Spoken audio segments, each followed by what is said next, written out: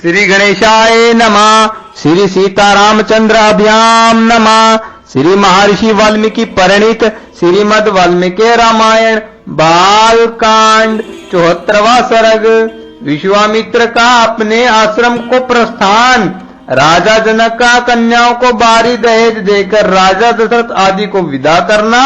मार्ग में शुभ अशुभ शकुन और परशुराम जी का आगमन।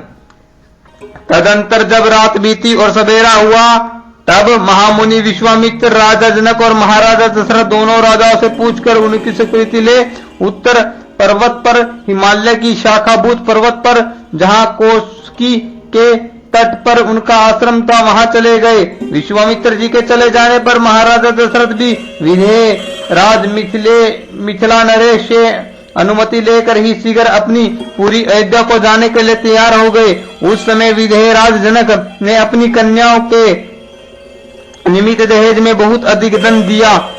उन मिथिला नरेश ने कई लाखों गोए, कितनी ही अच्छी कालीने और करोड़ों की संख्या में रेशमी और सूती वस्त्र दिए।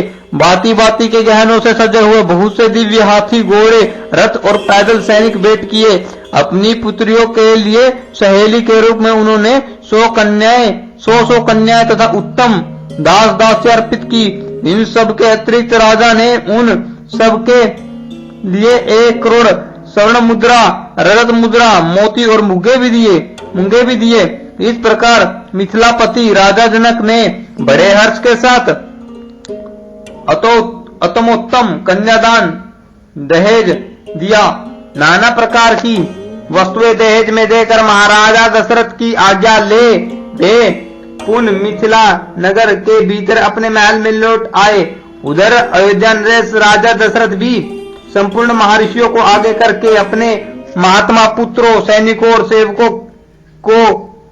सेवकों के साथ अपनी राजधानी की ओर प्रस्थित हुए। उस समय ऋषि समूह श्री रामचंद्र जी के साथ यात्रा करते हुए पुरत सिंह महाराज दशरथ के चारों ओर भयंकर बोलने वाले पक्षी चहाने लगे और भूमि पर विचरने वाले समस्त मृग उन्हें दाहिने रखकर जाने लगे। उन सबको देखकर राज सिंह दशरथ ने वशिष्ठ से पूछा, मुनिवर बताइए, एक और तो ये भयंकर पक्षी घोर शब्द कर रहे हैं और दूसरी ओर ये मृग हमें दाहिनी ओर करके जा रहे हैं। यह अशुभ और शुभ दोनों प्रकार का शकुन कैसा है? यह मेरे हृदय को कंपित किए देता है। मेरा मन विषाद में डूबा जाता है। राजा दशरथ का यह वचन सुनकर महर्षि वशिष्ठ ने मधुरवाणी में कहा, राजन सुनिए, इस शकुन का जो फल है उसे सुनिए। आकाश में पक्षियों के मुख से जो बात निकल रही है वह बताती है कि इस समय कोई घोर व्यय उपस्थित होने वाला है, परंतु हमें दाहिने रखकर जाने वाले ये मृग उस व्यय के शांत हो जाने की सूचना दे रहे हैं। इसलिए आप यह चिंता छोड़िए। इन लोगों में इस प्रकार बातें हो ही रही थी कि वहां बड़े जोरों की आंधी उठी।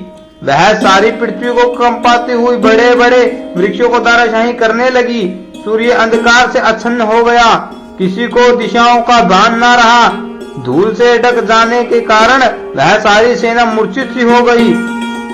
उस समय केवल वशिष्ठ मुनि, अनंत ऋषियों तथा पुरोहितों सहित अन्य ऋषियों तथा पुत्रों सहित राजा दशरथ को ही चेत रह गया था। शेष सभी लोग अचेत हो गए थे। उस घोर अंधकार में राजा की वह सेना धूल से आच्छादित सी हो गई थी। उस समय राजा दशरथ ने देखा अक्षत्रिय राजाओं का मान मर्दन करने वाले भृगुकुल नंदन जमदग्नि कुमार परशुराम सामने से आ रहे हैं। वे बड़े भयानक से दिखाई देते थे। उन्होंने मस्तक पर बड़ी बड़ी जटाएं धारण कर रखी थी। वे कैलाश के समान दुर्जय और काल अग्नि के समान दुस्सह प्रतीत होते थे। तेजो मंडल द्वारा मान से हो रहे थे। साधारण लोगों के लिए उनकी ओर देखना भी कठिन था। वे कंधे पर फरसा रखे और हाथ में विद्युत गणों के समान दीप्तिमान धनुष एवं भयंकर बाण लिए त्रिपुर विनाशक भगवान शिव के समान जाने पड़ते थे। प्रज्वलित अग्नि के समान भयानक से प्रतीत होने वाले परशुराम को उपस्थित देख जप और होम में तत्पर रहने वाले वशिष्ठ आदि सभी ब्रह्म ऋषि एकत्र हो परस्पर इस प्रकार बातें करने लगे। क्या अपने पिता के वध से अमरस के वशीभूत हो ये अक्षत्रियों का संहार नहीं कर डालेंगे? पूर्व काल में अक्षत्रियों का वध करके इन्होंने अपना क्रोध उतार लिया था। अब इनकी बदला लेने की चिंता दूर हो चुकी है।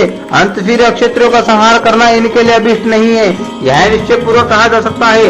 ऐसा कहकर ऋषियों ने भयंकर दिखाई देने वाले भृगुनंदन परशुराम को अर्घ्य लेकर दिया और राम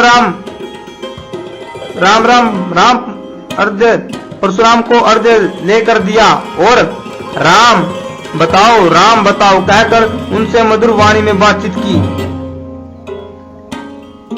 ऋषियों की दी हुई उस पूजा को स्वीकार करके प्रतापी जमदग्नि परशुराम ने दशरथ नंदन श्री राम से इस प्रकार कहा। इस प्रकार श्री वाल्मीकि निर्मित अर्ष रामायण आदि काव्य के बाल कांड में 74वां सर्ग पूरा हुआ।